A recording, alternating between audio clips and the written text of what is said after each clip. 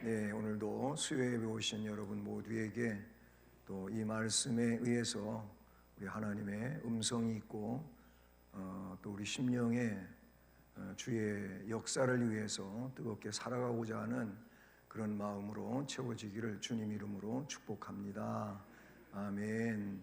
오늘 말씀 마지막 부분에는 하나님 아버지와 그리스도 예수 우리 주께로부터 은혜와 긍휼과 평강이 내게 있을지어다. 아멘. 이 은혜가 여러분에게 함께하기를 축복합니다. 그리고 1절 말미에는 그리스도 예수의 사도된 바울은 이렇게 말씀이 기록되어지고 있지요.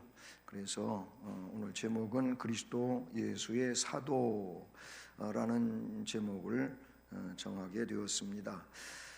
여러분, 이제 바울의 입장에서는 그리스도 예수의 사도, 그리스도 예수의 사도 그랬잖아요. 우리는 누굽니까? 나의 정체성은 뭡니까? 나는 하나님의 자녀, 하나님의 자녀예요. 그리고 하나님의 자녀라고 하는 것을 정말 아름다운 그 명칭으로서 우리는 성도라고 한다 그랬죠. 성도. 여러분, 성도가 된 사람이 직분자가 돼야 돼요. 성도가 되지도 않았는데 직분자가 되면 꼭 이 사람은 양으로서 살지를 못해요. 양이 아니면 뭡니까? 성경에는 염소로 나오기도 하죠. 양은 오른편에 염소는 왼편이에요. 그렇게 나오는데 염소의 특성이 뭐냐면 뿔질이에요. 뿔질.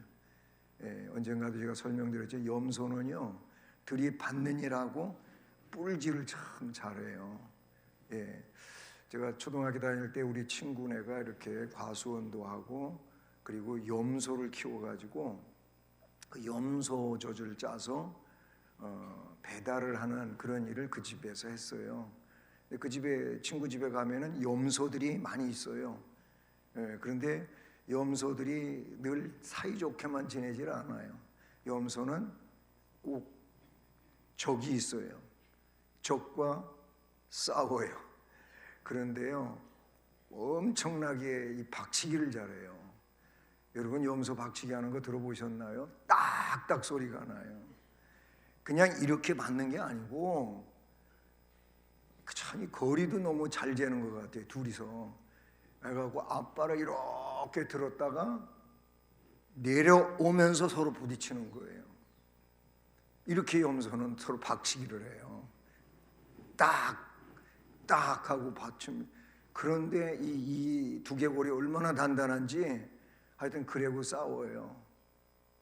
그런가 하면 그러다 안 되면은 이제 이렇게 뿔르고 이제 받기 시작을 해요. 여러분, 성도는요, 목자에 의하여서 그냥 인도되어지고 따라다니는 게 성도예요. 목자를 따라다니는 게 성도예요. 양들이 있는 곳에 염소를 꼭 집어넣는다 그래요. 많이 집어넣지를 않아요. 몇 마리, 양이 뭐 수백 마리, 수천 마리 되면 염소가 거기에 비례해가지고 이제 숫자가 더 많아지겠죠. 왜 그러냐고 그 양을 치는 분들한테 물어보면 염소가 양 속에 있어야 된대요. 그 이유가 뭐냐면 양은요, 그냥 엉겨붙기를 좋아해요. 서로 붙기를 좋아해요.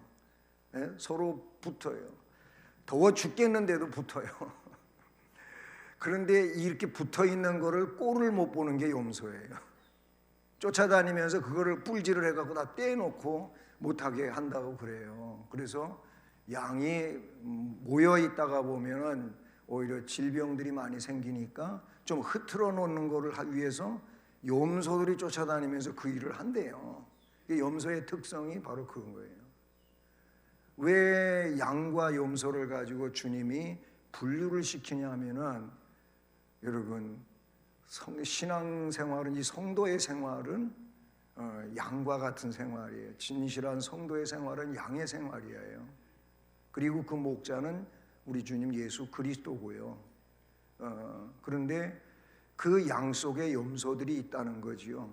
그 염소는 양을 항상 공격을 한다는 거예요. 예, 괴롭히는 이런 일을 한다는 거예요. 그러니까 그런 원리만 가지고 보더라도 성도의 바른 생활이 뭔지를 우리가 잘 알 수가 있는 거죠. 자, 어쨌든 바울 사도의 입장에서는 그리스도 예수의 사도예요. 우리는 그리스도 예수의 제자예요. 아까 얘기했잖아요. 폭넓은 의미로는 우리는 성도고 하나님의 자녀라고 말씀을 드리지 않았습니까? 자, 그렇다면 본문의 말씀을 그리스도 예수의 사도된 바울은 그런 것처럼 여러분 각자가 한번 생각해 보세요. 그리스도 예수의 뭐라고 하면 좋겠어요? 여러분 나를, 여러분 각자가 여러분을 그리스도 예수의 마음 정했어요? 그리고 해보세요. 시작. 그리스도 예수의 제자된 나는. 아니, 저만 했는데 이건 나 따라하지 말고 여러분도 명칭을 한번 생각을 해보라고요. 이게 굉장히 의미가 깊어요. 그렇게 한번 연결을 시켜보면 아, 내가 그런 사람이구나. 이거 되는 거예요. 그런데 그냥 아무런 그런 느낌도 없이 생각도 없이 그냥 사는 거예요. 그런데 그렇게 한번 자주 되뇌어 보세요. 나는 그리스도 예수의 제자다. 그리스도 예수의 일꾼이다. 그리스도 예수의 뭐라고? 여러분 해보라니까. 꼭 해보세요. 이거 아주 중요한 거예요. 그런데 그 앞부분에 오늘 설명하는데 1절을 보시면 이 그리스도 예수의 사도된 바울이라고 하는 내용이 나오기까지 첫 번째가 뭐냐? 하나님의 뜻이었다는 거예요.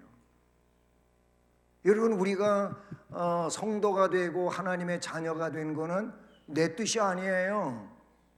이 말씀 그대로 누구의 뜻이라고요? 하나님의 뜻이에요. 하나님의 뜻이란 말이에요. 그 다음에 뭐라 그래요? 그리스도 예수 안에 있는 생명의 약속대로 됐다는 거예요. 그리스도 예수는 생명의 주체시예요. 그래서 요한복음에 그리스도 예수는 생명이라고도 했고 빛이라고도 했고 그 생명이 우리 속에 완 거예요. 우리 속에 온 거예요. 왜 우리가 누굽니까? 예수를 구세주로 믿는 거예요. 그 예수가 나사렛 예수가 그리스도라고 구세주라고 믿기 때문에 그 믿음에 의하여 예수의 생명이 우리한테 온 거예요. 여러분 혈액형이 뭐지요? 각자 다르겠죠. 예, 뭐 아시는 분은 다 아시지만 저는 A형이에요. A형. 목회자들이 A형이 제일 많아요. A형을 가진 사람들이 목회하는 일을 그 누구보다도 잘 견뎌내고 잘 한대요. O형이 목회하다가 싸우기 잘해요. B형도 그렇고 그런다 그래요.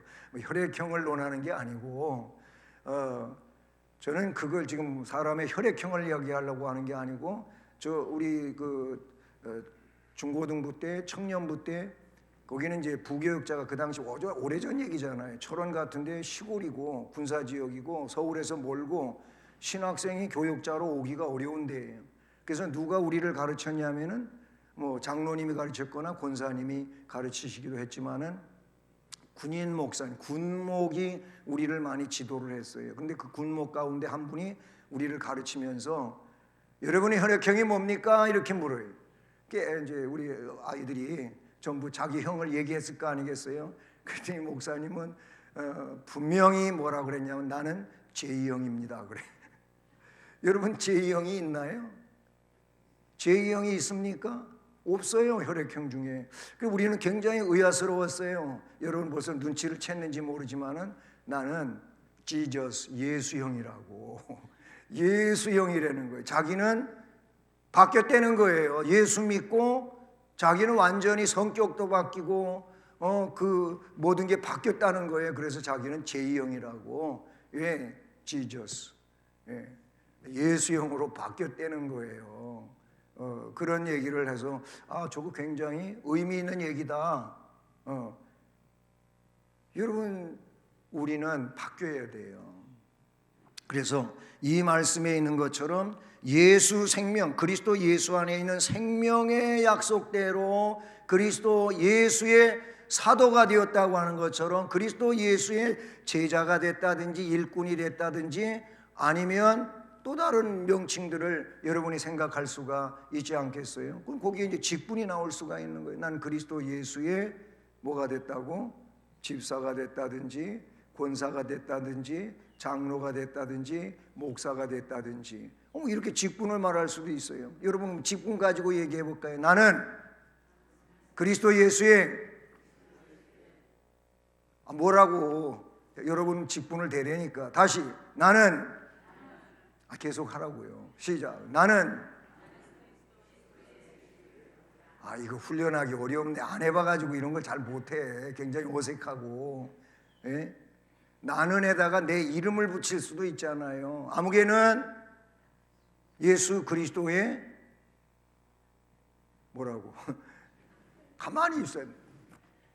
이분 왜 그걸 덕국담으로 여러분 자주 해보시길 바라요. 정말 그 주님의 제자로서 성도로서 직분자로서 더 의미 있는 삶을 살아가게 될 줄로 믿습니다. 서론이 너무 길었어요. 그런데 이게 본문의 강의 내용에 다 나오는 내용들이라고 보시면 됩니다. 자, 그리스도 예수의 사도 그렇게 본문에 나와요. 그리스도, 예수의 사도. 오늘 제목이죠. 그리스도 예수의 사도. 이 말은 이런 의미로 보시면 돼요. 예수는 나사렛 예수를 말해요. 정확히 말하면 나사렛에서 성장된 거예요. 원래 나사렛 출신이라고 하는 것은 베들레헴에서 태어났지만 부모는 어디에 살고 있는데 나사렛에서 살고 있는 분들이 베들레헴의 호적 신고 때문에 간 거예요. 거기서 출산했어요. 그래가지고 하나님의 계시에 의해 갖고 애굽으로 가서 살다가 누가 죽어요? 헤롯 왕이 죽잖아요. 헤롯이 다 죽이려고 했잖아요. 실제로 2살 이하의 아이를 싹 죽였잖아요. 예레미야 선지자의 말씀대로 라마의 통곡 소리가 바로 그 2살 이하의 아이들 죽는 얘기. 그래서 애굽으로 갔다가 애굽에서 이 헤롯이 죽은 다음에 다시 어디로 오냐면 나사렛으로 와요.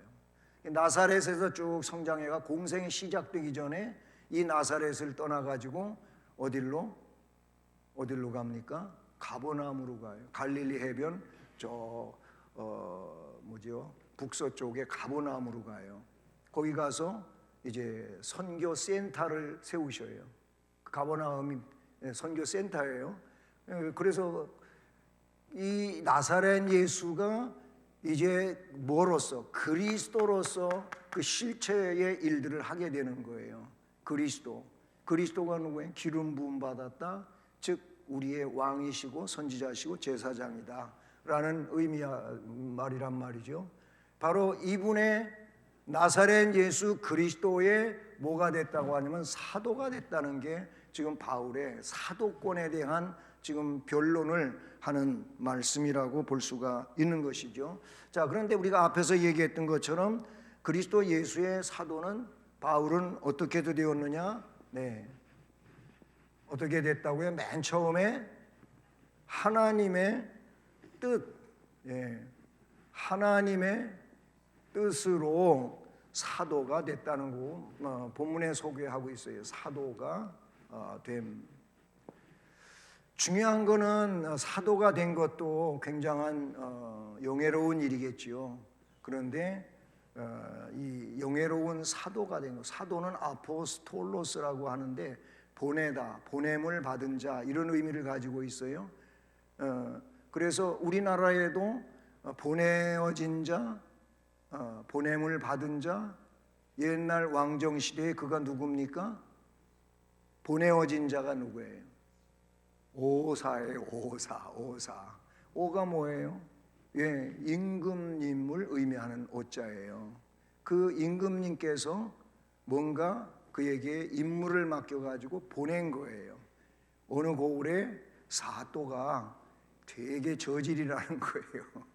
그래서 은밀하게 가가지고 그거를 다 실체를 파악해가지고 그 그 다음에 정확한 증거가 있어서 잡히면 체포해가지고 문제를 해결해라.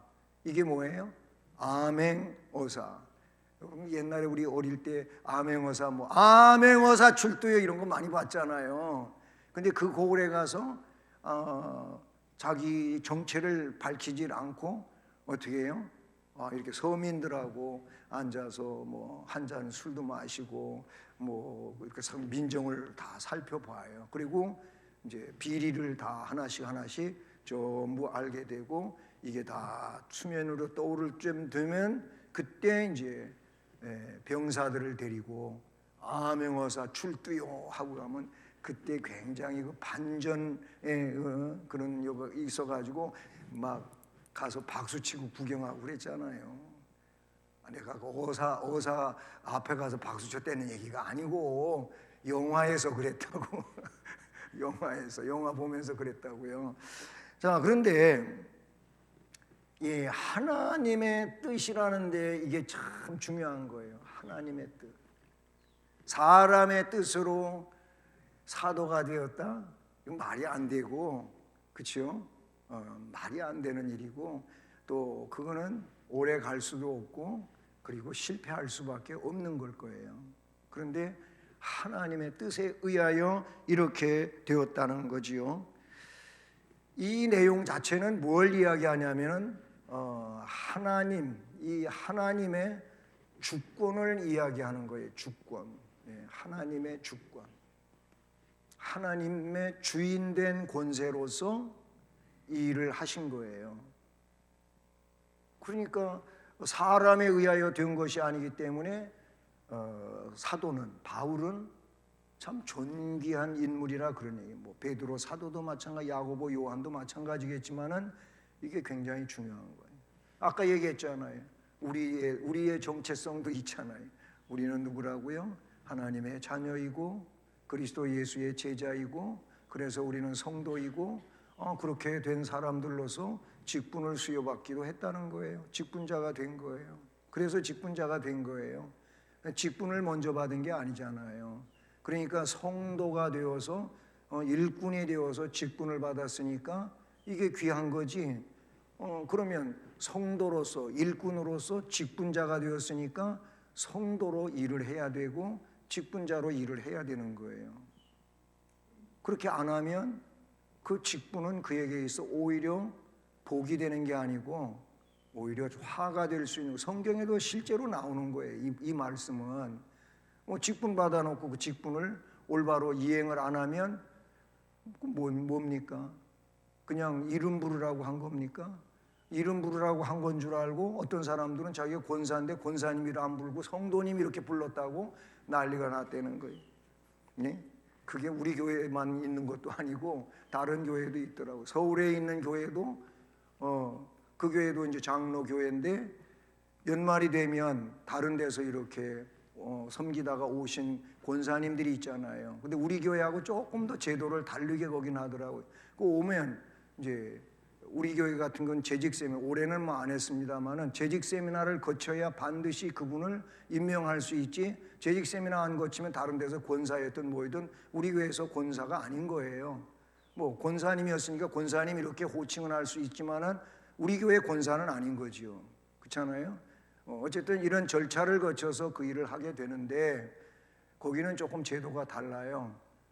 그래서 권사님이라고 부르는데 교회의 요람에는 그게 안 올라가 버리는 거예요. 그랬더니 내가 권사가 돼가지고 몇 년을 지냈는데 나를 권사가 아니라고 권사의 요람에 올라가지도 않겠다고 또 삐지고 막 그냥 그랬다고 그런 얘기를 제가 며칠 전에 들었어요. 남의 교회 이야기인데 근데 직분이 그렇게 중요한 것처럼 생각을 하는데 그럼 직분이 중요하면 그건 뭐 해야 될 의무를 잘 감당을 해놓고 직분이 뭐 주어지지 않으면 뭐라고 할 얘기를 해도 할 수 있겠지만 그것도 안 하고 그냥 예배만 왔다 갔다 하면서 나 권사 안 시켜준다고 그러면 되냔 말이에요. 이건 아니에요. 그건 지금 뭔가 크게 오판하고 있는 이런 일이라고 볼 수가 있어요.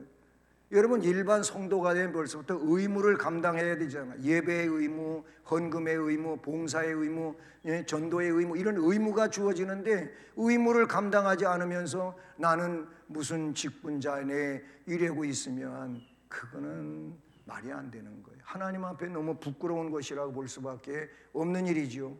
어쨌든 바울 사도는 하나님의 뜻, 하나님의 주권에 의하여 사도가 되었다, 이렇게 말씀하고 있다는 사실이죠. 그래서 이런 자들에게 본문에는 소개되어지지 않고 있지만은 성경에 보면, 특별히 에베소서 같은 경우를 보면 하나님의 뜻으로 사도가 됐다, 하나님의 뜻으로 성도가 됐다, 하나님의 뜻으로 그리스도 예수의 제자가 되고 일꾼이 된 자들에게 에베소 1장 3절, 이 에베소 1장 3절 말씀에 보면 뭐라고 되어 있냐면 이렇게 되어 있어요. 찬송하리도 하나님 곧 우리 주 예수 그리스도의 아버지께서 그리스도 안에서 하늘에 속한 모든 신령한 복으로 우리에게 복 주시되, 여기 말씀에 하나님의 주권에 의해 가지고 예를 들어 성도 아니면 신자 아니면 제자 아니면 직분자 아니면 일꾼 이런 사람들이 됐다고 봅시다. 하나님의 뜻에 의해서. 그러면 에베소 1장 3절은 뭐라고 되어 있어요? 그분을 찬송해야 된다고 되어 있고, 하나님과 우리 주 예수 그리스도 아버지께서 그리스도 안에서 하늘에 속한, 여기에 보면은 하늘에 속한 뭘 주셨다고 되어 있습니까? 신령한 복을 주셨다 그랬어요. 신령한 복. 이 신령한 복을 주심. 여러분, 사도가 되는 것도 성도가 되는 것도 신자가 되는 것도 다 사도가 되는 것과 같은 의미를 지니고 있다고 보시면 돼요. 근데 이들에게 에베소 1장 3절은 하늘에 속한 신령한 복을 주셨다고 라고 말씀하고 있어요. 할렐루야. 그러면 두 손 번쩍 들고 나는 신령한 복 받았네 이래야 되는 거예요. 그냥 춤춰야 된다 그 말이요. 여러분, 이 복을 누가 주셔요? 하나님만 주시는 거예요. 세상에서 내가 얻어낼 수 있는 게 아니에요. 이것만 설명할래도 엄청나게 긴 시간을 설명해야 될 거예요. 신령한 복이 뭔지를. 이 복을 주셨다고 말씀하고 있어요. 그런가 하면은 두 번째로 역시 요 에베소 1장 4절의 말씀을 보면 뭐라고 되어 있냐면 창세전에 택하신 하나님의 자녀라는 이런 말이 나와요. 창세전에 그리스도 안에서 우리를 택하사 우리로 사랑 안에서 그 앞에 거룩하고 흠이 없게 하시려고, 이렇게.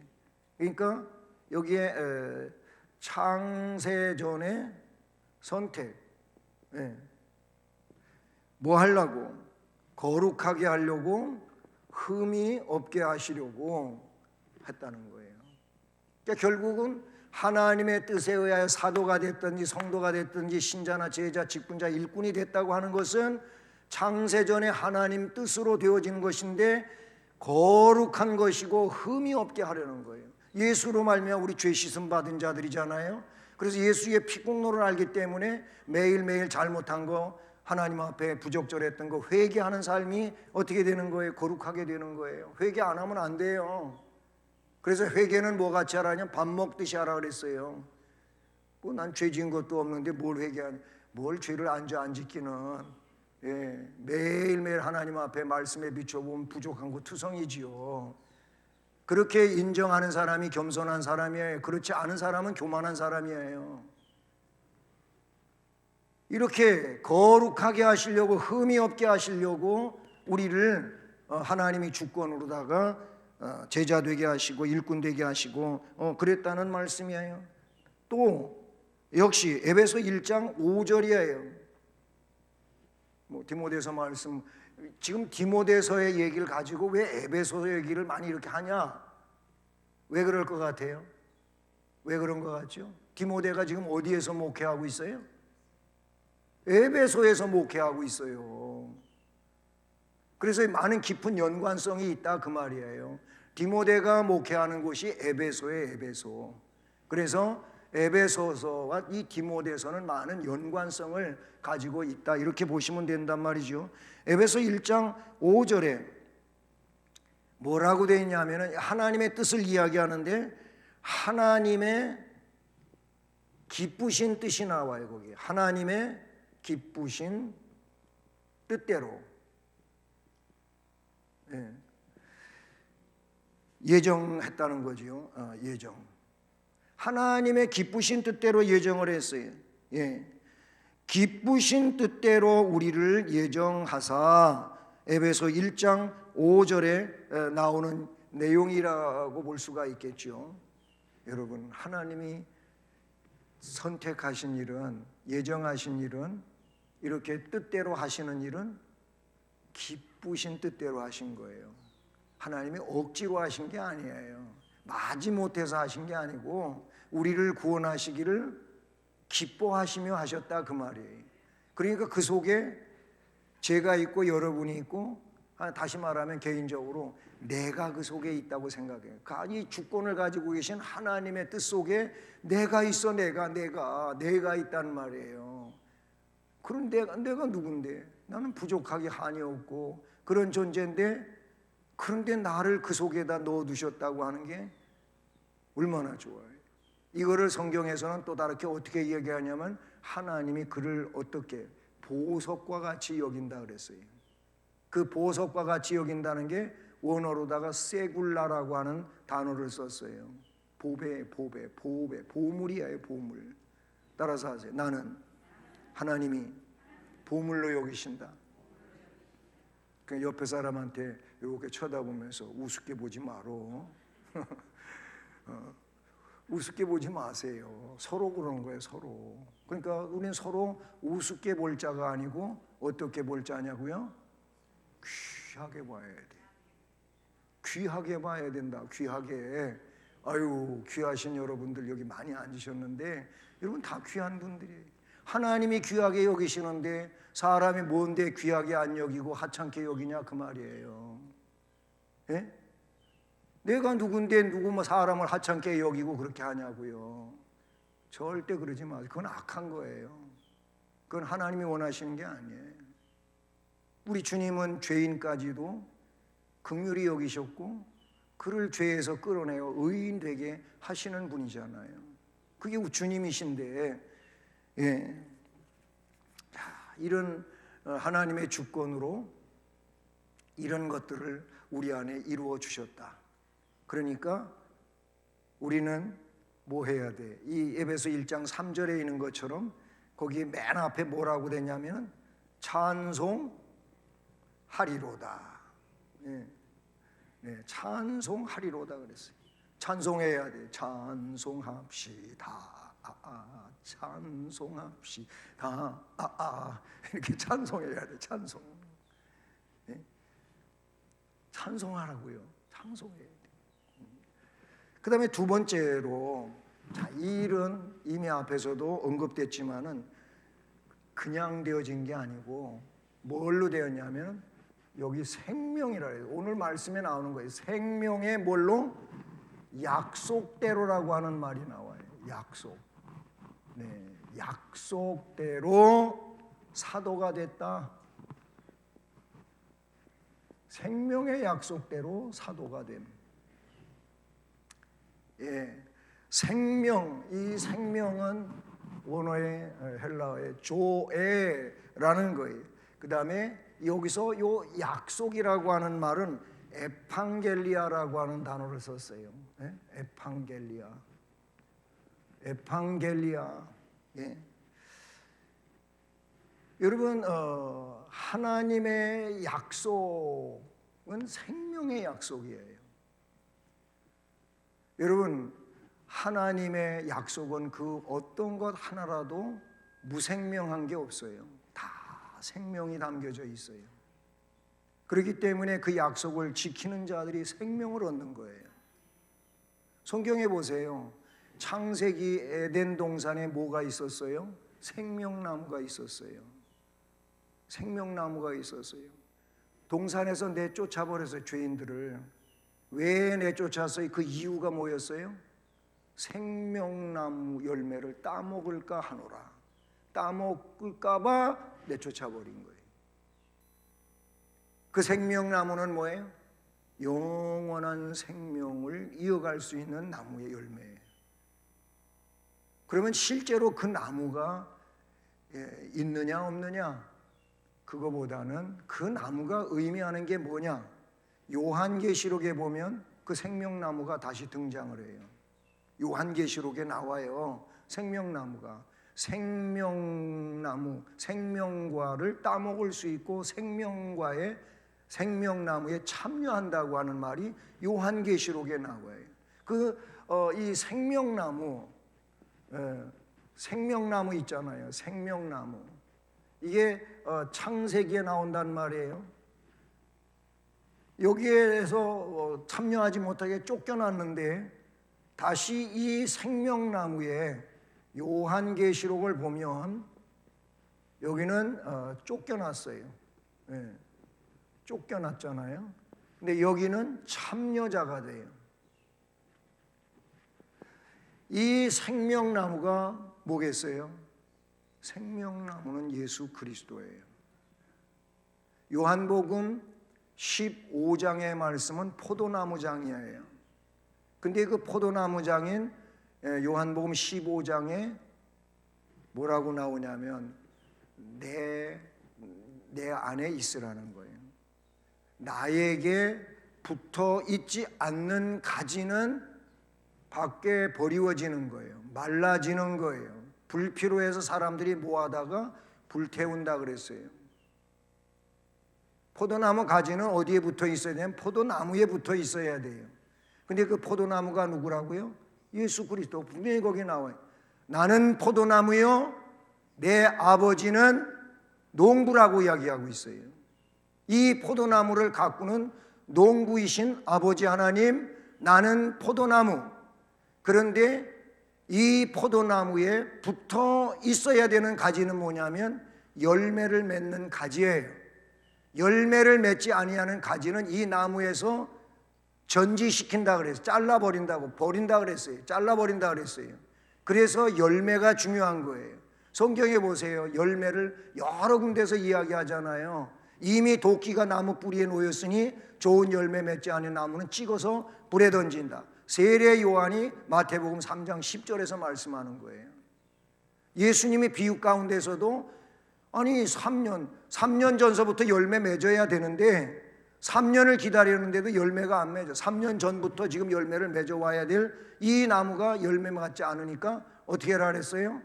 그 농부한테다가 이 나무를 빨리 파가지고 버려라. 열매 맺지 않은 이 나무 뭐하러 계속 두냐? 그랬더니 농부가 한 해만 더 기다려 주시죠. 제가 더 이 나무를 잘 갖고 보겠습니다. 그래도 열매 맺지 않으면 그때 파버립시다. 이런 얘기가 예수님 비유 가운데 나오잖아요. 그렇죠? 이것뿐만이 아니고 예루살렘으로 맨 마지막 때 입성하실 때 그 마지막 주간에 배고프셨잖아요. 잎이 무성한 무화과 나무를 봤어요. 잎이 무성한 나무는 열매가 반드시 있어야 되는 게 맞는데 이 나무는 열매가 없는 거예요. 가보니까 그 시장길을 면하려고 열매 따먹으려고 갔었는데 열매가 없어요. 그래서 어떻게 됐어요? 예수님이 그 나무를 저주했어요. 그래서 아주 그 다음날 보니까 꼭대기만 마른 게 아니고 뿌리까지 말라버렸다고 성경에 나와요. 열매가 없으면 안 돼요. 하나님의 주권에 의해 가지고 이 신령한 복을 받아서 창세전에 거룩하고 흠이 없게 기쁘신 뜻대로 예정해서 사도가 되었던, 성도가 되었던, 신자가 되었던, 직분자가 되었던, 일꾼이 되었던 우리가 해야 할 일은 뭐냐? 생명의 약속 안에 있어야 돼요.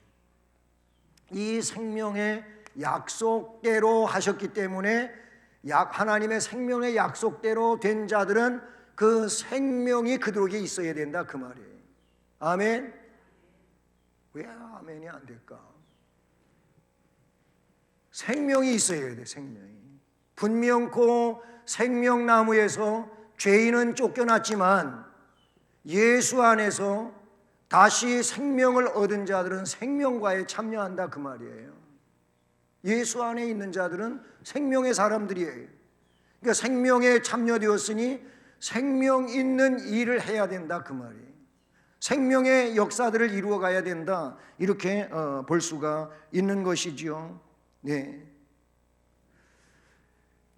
참 놀라운 은혜가 아닐 수가 없어요. 그 다음에 마지막 세 번째로다가 2절에서 말씀하고 있는 내용이죠. 뭐예요? 은혜.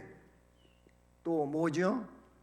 긍휼, 네, 평강.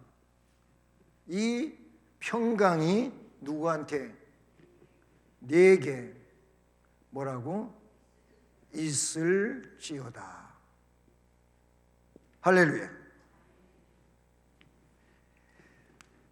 야, 이거는 성경에 많이 나오는 축복 기도의 내용이지요. 예, 예, 그런 내용인데 오늘 디모데서 앞부분에서 이렇게 선언하고 있어요. 은혜와 긍휼과 평강이 내게 있을지어다. 아멘. 자, 여기 은혜는 카리스라 그래요. 카리스. 예. 카리스. 그 다음에 이 긍휼은 엘레오스. 그 다음에 평강은 에이레네. 네, 이런 단어예요. 자, 은혜는 호의와 친절을 말하는 거예요. 하나님의 은혜는 하나님 우리에게 호의를 베풀어 주신 거예요. 하나님 우리에게 친절을 베풀어 주신 거예요. 따라서 하나님은 친절하신 하나님이다. 아멘. 여러분, 친절한 가게는 가고 싶은 가게가 되지요. 그렇죠? 그런데 가게 가는데 친절하지가 않아. 그냥 물건을 사가려면 사가고 말려면 말리는 식이요. 너무 불친절하는 거예요. 말도 무뚝뚝하게 하고 별로 인사도 없고 그냥 뭐 물건을 전혀 소개하려고도 하지 않고 너무 불친절해. 가고 싶지가 않죠.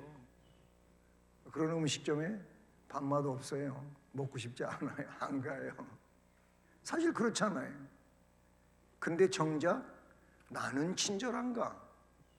라고 생각해보면 나도 친절하지 않거든. 그러면서 뭐 친절한 것도 되게 좋아해. 그러면 안 되고 우리는 누구라고요? 여기서 이미 다 밝혀졌어요. 성도요, 신자요, 제자요, 직분자요, 일꾼이라 그랬어요.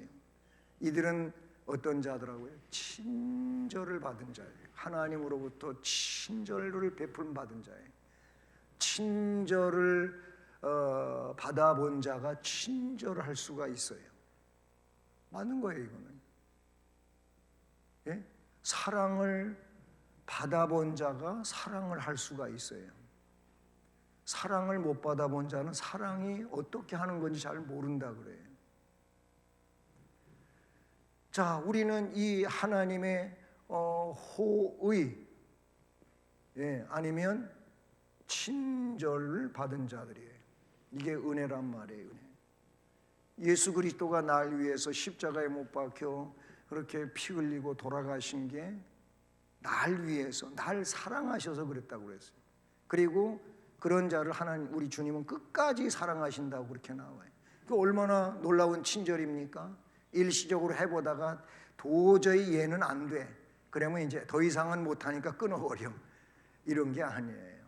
성경에 보니까 주님의 친절은 언제까지? 끝까지. 그래서 그거를 궁극적 구원이라고도 말하는 거예요. 예? 궁극적인 구원, 구원의 보존이라는 내용이 되는 거예요. 자, 여기 엘레오스, 긍휼, 긍휼은 뭡니까? 불쌍히 여김이에요. 불쌍히 여김. 또 다르게 이야기를 하면은 자비로움이에요. 자비하심. 긍휼이 그런 거예요. 여러분, 우리는 불쌍히 여김을 받을 수밖에 없는 죄인이에요. 존재예요. 누구나 그런 거예요. 어떤 사람은 아니고 어떤 사람은 그렇고 그것도 아니에요. 다 불쌍히 여김 받아야만 구원에 나아갈 수 있는 존재예요. 우리에게는 의의가 없다 그 말인 거예요. 그래서 칼빈의 5대 교리 가운데는 우리는 얼마만큼 타락했냐면은 전적 부패, 전적 타락. 그러니까 모두가 다 타락됐단 말이죠. 어느 거 하나에 내가 하나님이 원하신 의의를 가지고 있는 구석이 없어요. 사람과 사람은 서로 조금의 차이는 있어요. 이 사람은 조금 선한 것 같고 이 사람은 전혀 선하지 않은 것 같고 이런 차이점은 있겠지만 그건 사람과 사람의 비교고 하나님이 보실 때에는 전부 다 타락되었다. 이걸 전적 타락이라 그래요. 이 전적으로 타락한 자들을 하나님은 어떻게 했다고요? 조건 없어요. 그걸 무조건적 선택이라 그래요. 조건 없는 선택. 하나님이 조건을 제시하고 선택하신다면 우리는 다 조건에 안 맞아. 다 조건에 맞지 않는 존재예요. 조건에 맞는 것 같다고요? 교만한 겁니다. 그건 틀린 겁니다. 하나님 조건에는 다 안 맞는 존재들이에요. 그런데 하나님이 조건 없이 무조건적으로 선택을 하셨다. 그리고 무조건적 선택한 그 백성들만 속죄를 시킨다 그래서 제한적 속죄라 그래요. 능력이 모자라서가 아니고 하나님이 선택하신 자, 예정하신 자 이렇게 조건 없이 불러낸 그들만 속죄시킨다 그래서 제한적 속죄라 그래요. 이 제한적 속죄를 받은 사람들은 조금 전에 앞에서 얘기했던 것처럼 어떤 상황이 되는 거예요? 불가항력적 은혜 속에 있는 자들이에요. 이 불가항력적 은혜라고 하는 것은 하나님의 은혜는 거부할 수가 없는 거예요. 내가 거부한다고 어떻게 되는 게 아니고 반드시 그렇게 된 자들은 그 은혜를 받아들이는 사람들이 되는 거예요. 할렐루야. 그래서 그렇게 된 자를 어떻게 한다고요? 궁극적 구원에 이르게 하신다. 예? 구원을 보존시켜준다. 그런 의미예요. 그 다음에 마지막 요 평강, 에이레네라고 하는 말은 요거는 평화. 예. 우리 평강으로 우리말은 번역됐잖아요. 평화 아니면 요즘 많이 쓰는 용어 복지 아니면 번영 이런 의미를 가지고 있어요. 자, 그러면 한번 보세요. 우리는 은혜와 긍휼과 평강이 내게 있을지어다 그랬는데 카리스 엘레네오스 에이레네 그것이 너한테 있을지어다. 원어적으로는 그렇게 된다고 보겠죠. 뭐 해석상 보면 너에게 나는 친절을 베풀었다, 호의를 베풀었다, 불쌍히 여겼다, 평화와 복지와 번영이 내게 있을지어다. 그러면 이 속에서 아멘 저절로 나오게 돼 있는 거죠. 아멘. 이게 얼마나 무한한 하나님의 복을 받은 자들인지 우리가 뭔가 계산할 수 없는 내용이에요. 계산할 수 없어. 이 은혜는 계산할 수가 없다. 할렐루야. 예. 자, 그래서 오늘 말씀은 이렇게 이제 강해를 마치게 되는데요. 그렇다면 저 말씀대로 우리는 어떤 자들입니까? 하나님 뜻에 의하여 하나님의 자녀가 되었습니다. 바울은 사도가 되었다고 그랬는데 우리는 하나님의 자녀가 되었습니다. 그리스도 예수의 제자가 되었습니다. 그 복스러운 일꾼이 되었습니다. 직분자가 되었습니다. 집사님도 되시고 권사님도 되시고 장로님도 되시고 또는 나같이 목사도 되고 하나님의 일을 할 수 있는 그 놀라운 복을 받은 겁니다. 얼마나 감사한 일입니까? 예. 이것은 그냥 된 게 아니고 하나님의 예정에 의해, 그죠? 생명의 약속에 의해서 그렇게 되어졌다는 거예요. 생명의 약속, 변치 않는 그 불변의 약속. 하나님의 자녀에게는 하나님 아버지와 그리스도 예수 주께로부터 뭐가 있다고요? 은혜와 긍휼과 평강이 있을지어다. 아멘. 할렐루야. 할렐루야. 할렐루야. 행복하게 사십시오. 신앙인은 불행한 자들이 아니에요. 행복한 사람들이에요. 그러니까 얼굴도 환해지시고, 예? 웃음꽃이 얼굴에 만발하시고, 예, 옆에 집 사람이 저 사람은 뭐 맨날 저렇게 행복한 거야? 뭐 때문에 그런 거야? 와서 물어보게 하라고. 뭐 때문에 이렇게 행복하게 맨날 웃고 사냐고. 그러면 내가 알려줄까? 그러면서 우리 성심교회에 와보세요. 예수 믿어보세요. 나같이 이렇게 웃을 수밖에 없고 행복할 수밖에 없습니다. 아멘. 그렇게 되는 거예요. 실제 은혜 받은 사람이 평강의 사람이고, 은혜 받은 사람이 기쁨의 그 역사를 이루어갈 수 있는 사람 아니겠습니까? 여러분에게 이 은혜가 앞으로 언제나 함께하기를 주님 이름으로 축복합니다. 은혜로우신